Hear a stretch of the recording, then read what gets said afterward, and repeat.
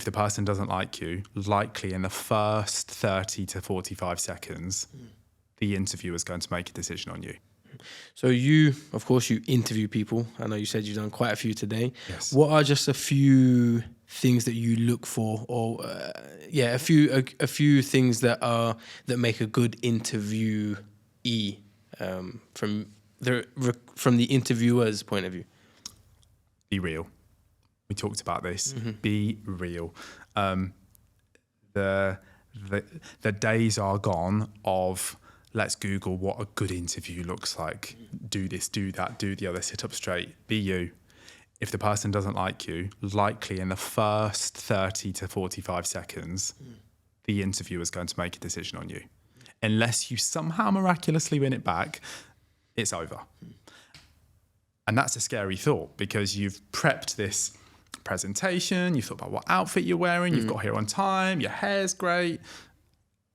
But in 30 seconds, the interviewer's made a decision. And I use myself as an example. And I've had experiences in the past where I've interviewed and I've thought, it's gone, yeah, I've got the job. For X, Y, Z reason. Are you kidding me? I did everything textbook. You did everything textbook. The person didn't like you. It's as simple as that. You weren't a good fit for the business, or they didn't feel that you were right in whatever way. So a good interview and what an interviewee can do is be real. Of course, there's the standard things like shaking hands, eye contact, being on time, dressing appropriately. Don't be somebody else in an interview because you've got that 30 seconds, but potentially a half hour interview. If it does go well and you've acted, you're acting for that entire time that you're employed. And that is ridiculous. So be real. Obviously come to the meeting prepared with figures or whatever if it's important. But if I think about the interviews that I do,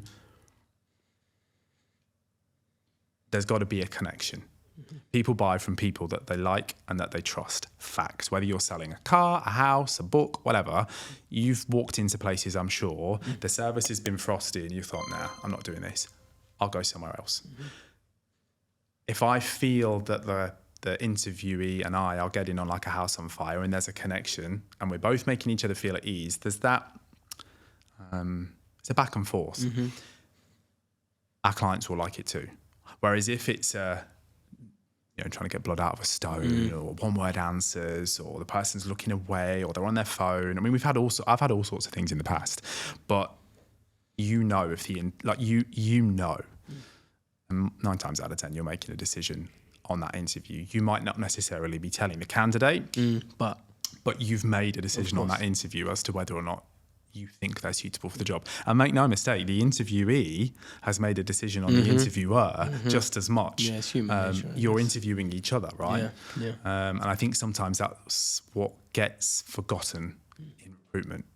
They're interviewing you as much as you're interviewing them. So you've both got to own it and be real.